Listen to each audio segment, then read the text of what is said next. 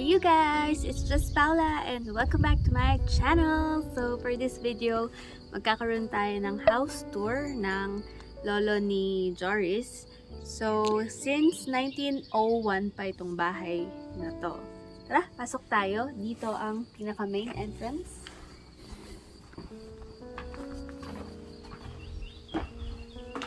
And pagpasok natin dito, makikita nyo ang kusina.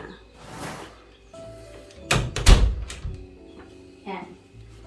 Favorite ko talaga itong mga little tiles na may decorations or stencils. I'm not sure how you call them, but it's really nice. And meron dito para, baliktad, para buksan siya. Diyan. Ayan. Sarap ko na ulit. So, yan. Meron dito ref. At dito ang oven. Diyan. Dishwasher. And microwave. And island bar.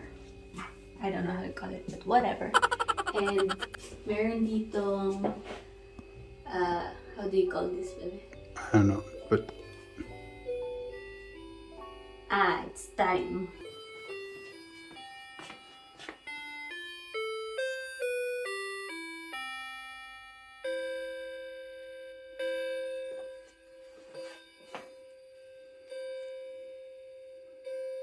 So it means it's lunchtime and every 15 minutes tumutunog din tong clock na to. Ang liit lang niya pero ang lakas ng tunog. So dito sa area na to is a small dining table. Dito kami kumakain ng breakfast and dinner. And dito naman yung TV tsaka couch ni Lolo. And ito yung favorite part ko sa area na to, yung how do you call this one, baby?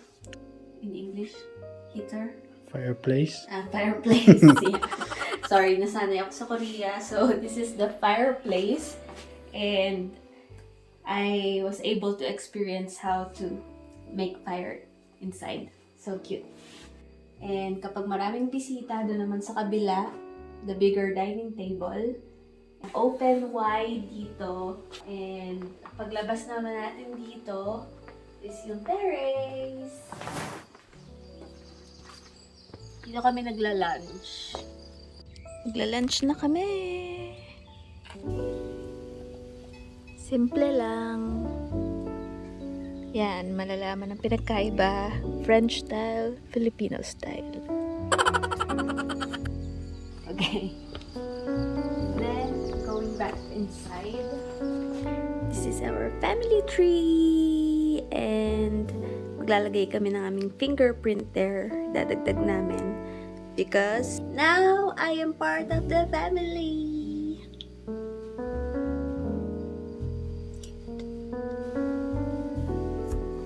So dito, another toilet. Hindi ko napapakita. This is the indication. And this one is shower for Joris Lolo. Hindi ko na rin siya papakita kasi these are all private.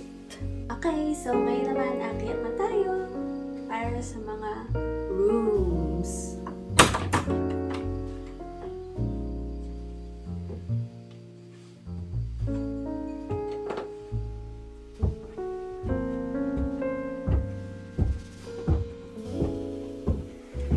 Dito sa taas, merong 5 rooms.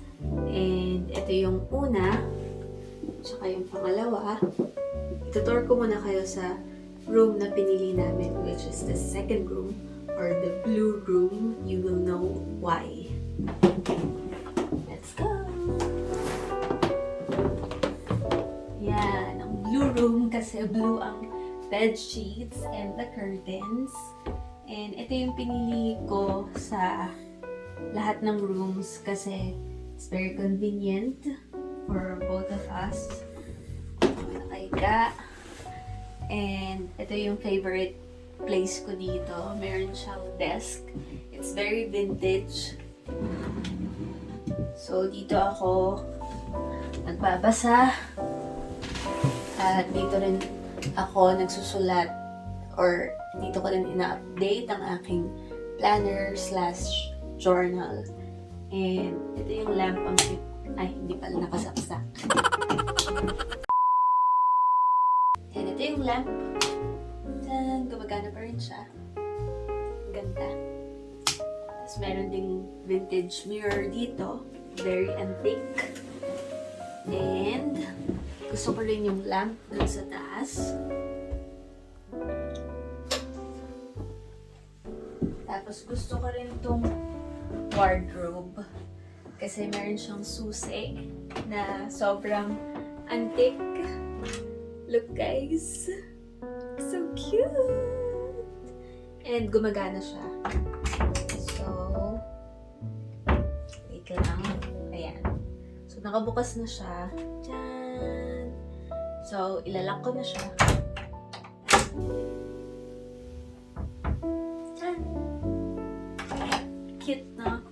Tapos meron tayong, ito naman hindi siya vintage. It's a modern bedside lamp pag nagpapasa kami sa kama. And another favorite part is the view from this window. Wow! It's the Alps mountain. And sa baba, nakikita natin yung terrace. Diba? And gumagana din to. Can we open it?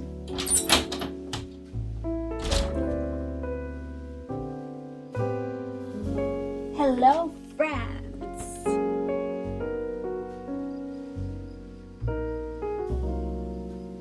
Okay, let's close it kasi papasok ang mga insekto.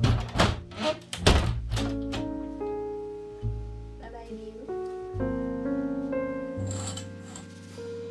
Ay. Bloopers. Okay, let's move on to the next rooms. So, dito muna tayo.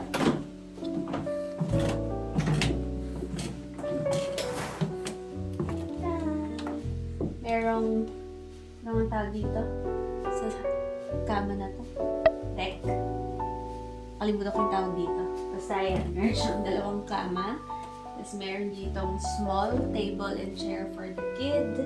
And may isa pang kama doon. So, di ko na i-explain lahat. Okay, so next, we will go to another 2 rooms.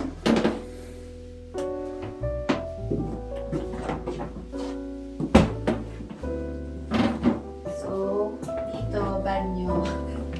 Ang cute. Room. So cute. The view is also nice from here.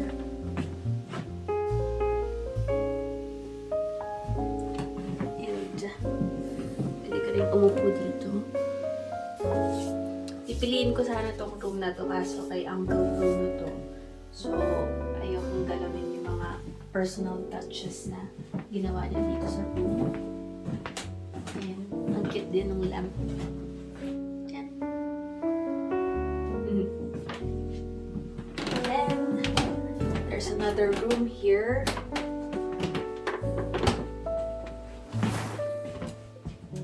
Ito yung dating kwarto ng lolo at lola ni Joris.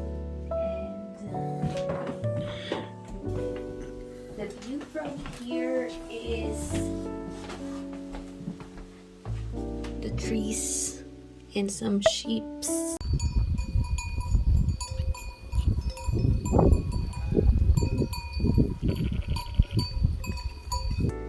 And the road and the grapes. And sabi ni Joris, dati kumukuha sila ng grapes dito. And let's go to the first room. So, wala kasing masyadong nagbabakasyon dito or gumagamit nitong room. Kaya, ayan, wala naman siyang bed sheets. And dalawang kama yan, obviously. And akala ko nung una, sink to. Pero it's just decors. And very antique furnitures. Ang cute din itong chair dito sa gilid. And sinara na namin yung bintana kasi last day na namin ngayon dito. So, babalik na kami kay Papa Raymond. And, ayan, meron siyang dalawang wardrobe. So, isa lang pala yung cabinet. Ito lang. And ito, pintuan talaga siya para umakyat sa taas. Akala ko, meron lang siyang 2 floors. Pero, meron pa pala sila sa taas. Hindi ko. No, it will be so dusty and full of spiders. Okay. So, that's it for this floor. Let's go outside.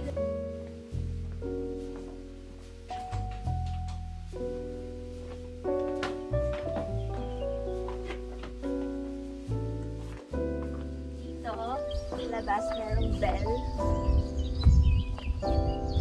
So, dahil malaki yung bahay ni Lolo, kapag nagtatawagan ng pagkainan, hindi magkarinigan. Kaya, i-ring na lang tong bell.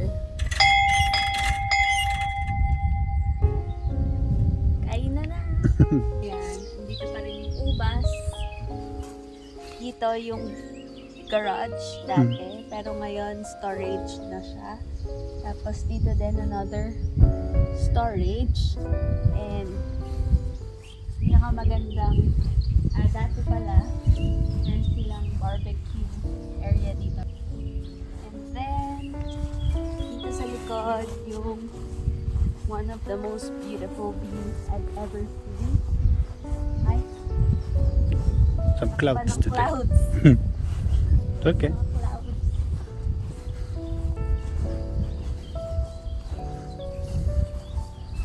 So, hanggang dito lang tayo guys kasi malalaglag na tayo kapag pumunta tayo dyan.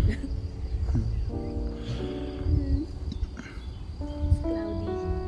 And dito yung mga kahoy. Storage ng kahoy para sa paggawa ng apoy.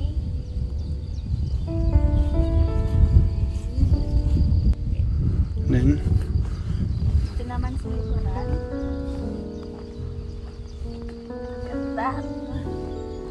Grass. Grassland. And there are little yellow flowers.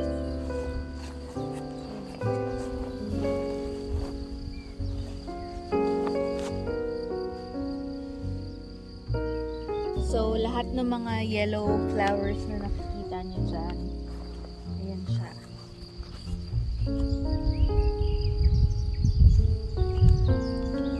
And then, at least, meron akong isang sign na naiintindihan in French, which is private property ng hindi ko alam kung kanino. Guys, papakilala ko nga pala sa inyo mga kapitbahay ko. Lalapitan ko lang sila. Grabe, sobrang ganda dito. Sana nandito kayo, Mommy. I'm sure you will love this place. At yung mga kapatid ko, shout out nga pala sa inyo. Yan na sila. Kaso takot sila eh. Ay, takbuhan sila oh. Mary had a little lamb, little lamb, little lamb. Nakikita niyo ba yung mga tupa na yan? Hindi sa akin yan. Ayan. Natakot sila sa akin, kaya tumakbo sila dun sa dulo. Hoy, balik kayo dito. Hoy.